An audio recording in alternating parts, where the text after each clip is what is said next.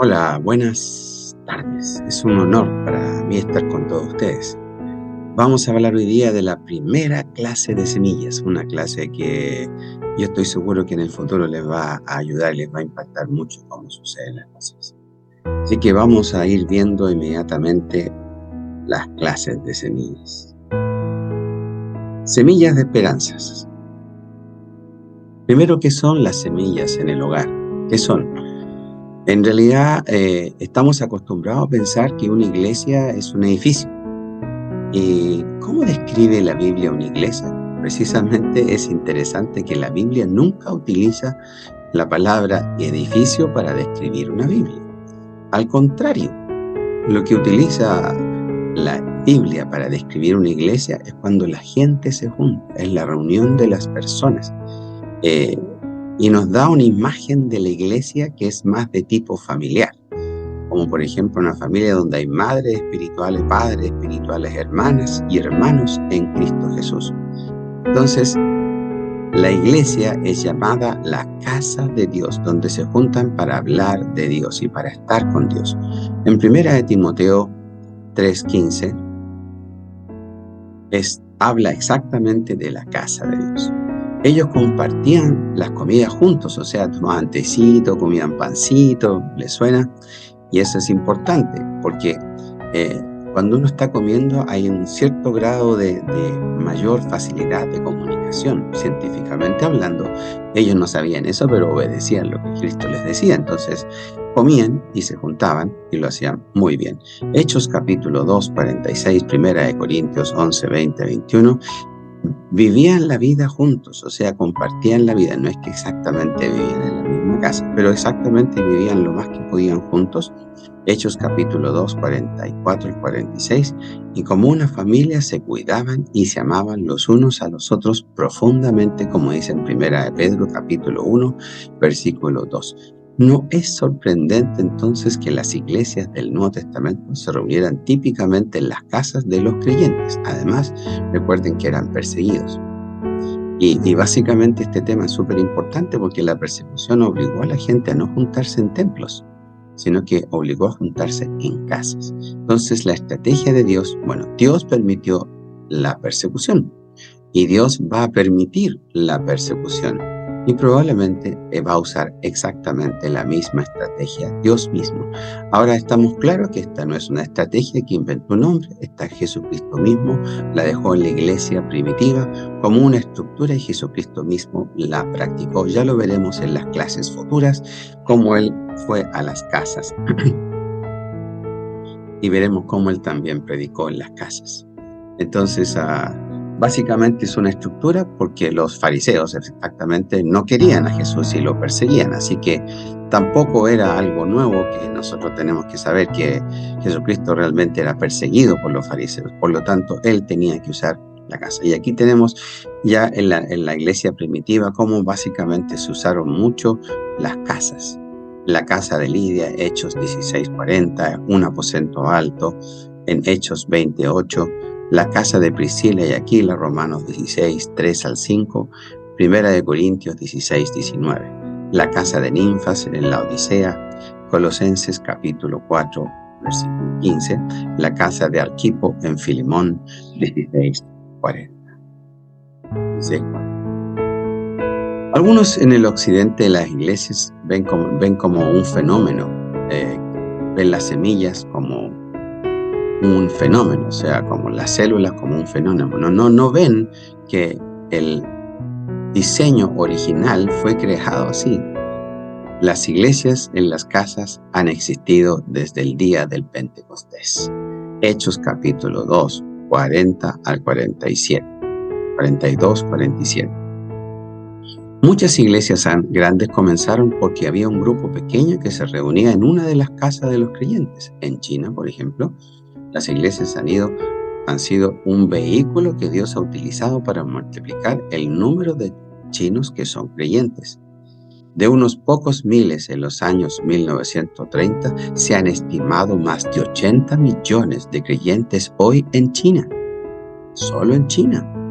En Corea, Colombia y la mayoría de las iglesias que tienen visión celular en el mundo han crecido y han ayudado a sacar gente del infierno en forma impresionante. Semillas. Y vamos a ver las numerosas ventajas, ¿ya? Las razones para considerar las semillas. Recuerden que la semilla no es más que una iglesia en una casa. Eso es la iglesia en casa, lo que mostramos en Timoteo. Las razones para considerar una semilla son que es un modelo absolutamente bíblico. Está orientada hacia la familia, los padres y los hijos participan juntos cuando es apropiado. Por lo tanto, no divide la familia, la une. La gente se llega a conocer mucho más fácilmente en un grupo pequeño que en un grupo grande. Yo conozco iglesias en que son realmente extraños los unos con los otros, no se conocen, ni siquiera se saben los nombres. Por lo tanto, los grupos pequeños permiten una relación más íntima y eso permite amarse más el uno al otro y eso permite que se cometan menos errores y cumplir mejor el mandamiento de amar al prójimo. En los grupos pequeños se puede conducir a un incremento del monitoreo de las responsabilidades que se le dan a cada una de las personas y se monitorean entre sí. Entonces, cuando yo tengo una iglesia grande es difícil monitorear todas esas cosas, pero cuando son grupos pequeños, 6, 8, 10, la cosa cambia. Todos los participantes ministran. Y esto es importante. Sirven. Ministrar es servir. Así que la gente se desarrolla en el uso de sus dones espirituales y no son requeridos pastores altamente entrenados para criar un número pequeño de personas. Por lo tanto, cualquier persona en la iglesia puede ser de monitor o líder de esa célula o semilla. Ahora, lo que importa es que no hay necesidad de programas costosos que requieren mucho tiempo y arrendar grandes edificios. Porque en realidad lo hacemos en las casas, por lo tanto tiene un muy bajo costo. Las iglesias en las casas, o sea, las semillas, se dirigen sus finanzas hacia el evangelismo, su servicio comunitario, cuidar las necesidades de los unos de los otros, de los miembros que participan en ella, y en lugar de adquirir costosos edificios, lo dedican a la gente, lo cual es un punto extraordinario. Y por último, son de bajo perfil y por esto son capaces de soportar la persecución y la opresión. Recuerden que la iglesia primitiva aplicó este sistema porque Dios permitió la persecución. ¿Y qué es lo que va a suceder específicamente en el Nuevo Testamento? Lo mismo. Entonces, ¿qué hace que la gente en las semillas o iglesias? ¿Qué es lo que hacen? ¿Cómo lo hacen? Bueno, muy sencillo. En Hechos capítulo 2, 42 al 47 nos da un resumen de lo que debiera suceder en cada semilla.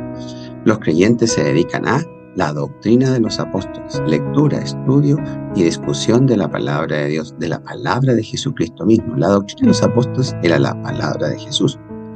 Se dedican a fraternizar, a estar los unos con los otros, disfrutar el uno con el otro, animarse entre sí. También comparten el pan. Eso quiere decir que comen juntos, toman un tecito y a veces de vez en cuando celebran cumpleaños y hacen cenas porque crean amigos. Son amigos eternos los que van a crear. Son amigos eternos, tal como lo hizo Jesús con sus discípulos. Jesucristo hizo 12 amigos eternos. Judas posteriormente fue reemplazado, por lo tanto hizo 12 amigos eternos.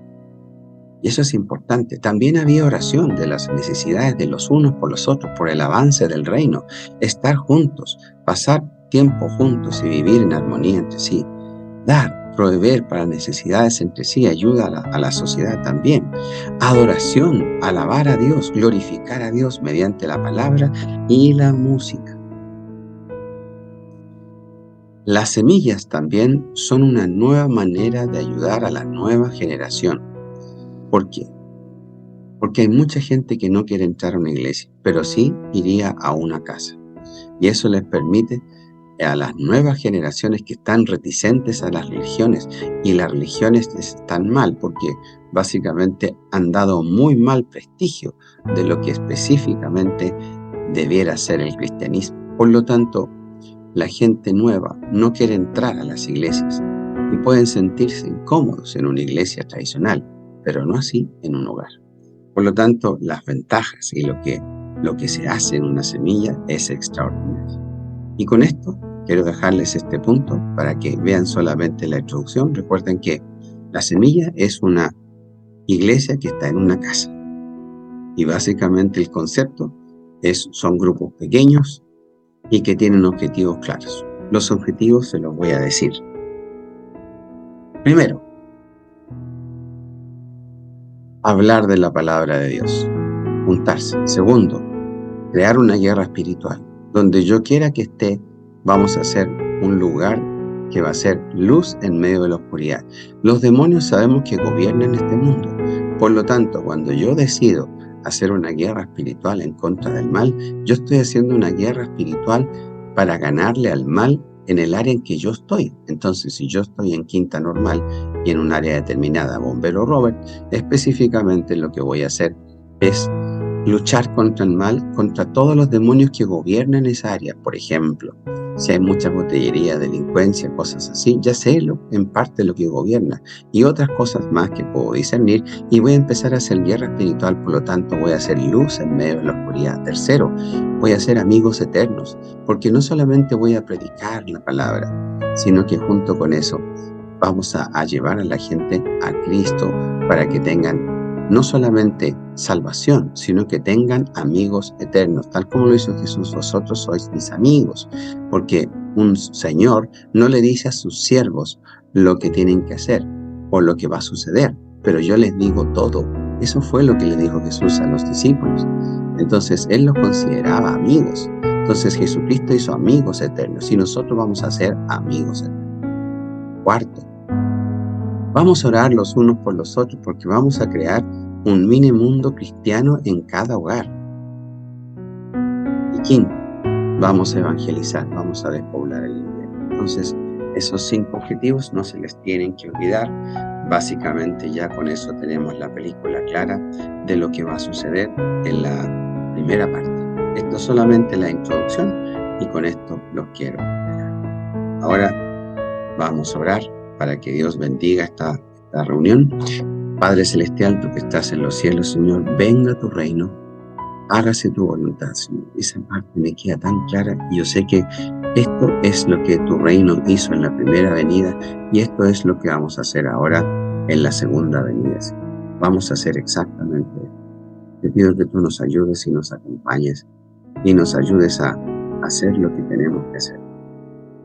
Señor, danos la fuerza y la fortaleza, la luz y la claridad para hacer todo lo que tenemos que hacer en el nombre de Jesús.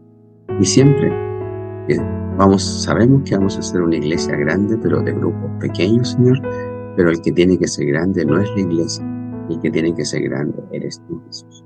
Así que gracias por todo. Bendigo esta posibilidad de que vamos a tener de hacer crecer el Evangelio de Dios.